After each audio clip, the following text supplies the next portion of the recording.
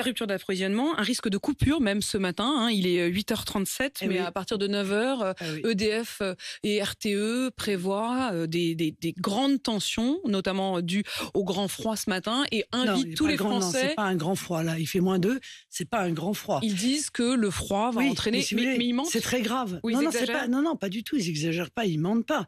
Mais si vous voulez, c'est extrêmement grave. Ça veut dire qu'en France, en 2022, on demande aux gens de ne plus allumer leur lumière ou de se chauffer moins. On a tous reçu des mails nous demandant de baisser le chauffage, de baisser la lumière, parce qu'il fait -2 les machines. Voilà. Ça, c'est la conséquence de la politique qui a été menée par Emmanuel Macron. Une politique de gribouille en matière énergétique.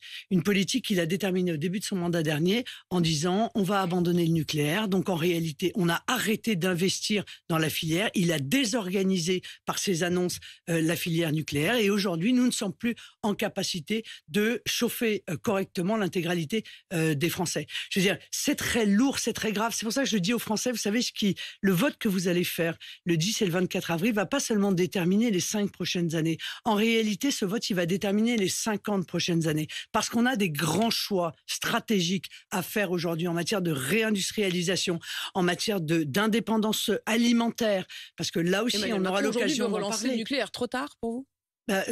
En tout cas, trop tard pour aujourd'hui, vous voyez, parce qu'aujourd'hui, on est obligé de baisser le chauffage. Voilà. Donc, c'est 50 perdus. Vous voyez, le problème d'Emmanuel Macron, ça s'est révélé d'ailleurs dans son discours, c'est que on a l'impression d'une sorte de poisson rouge dans un bocal, on tourne en rond en fait. On fait, on défait, on refait, on défait, et ce dans l'intégralité des domaines. Il n'a pas de vision, il ne sait pas où il va, il est contre, il veut supprimer le nucléaire en début de mandat, il veut relancer le nucléaire en fin de mandat, il est d'accord pour la baisse de la production européenne alimentaire en début de mandat. Aujourd'hui, il veut renoncer à cette baisse de production alimentaire imposée par l'Union européenne.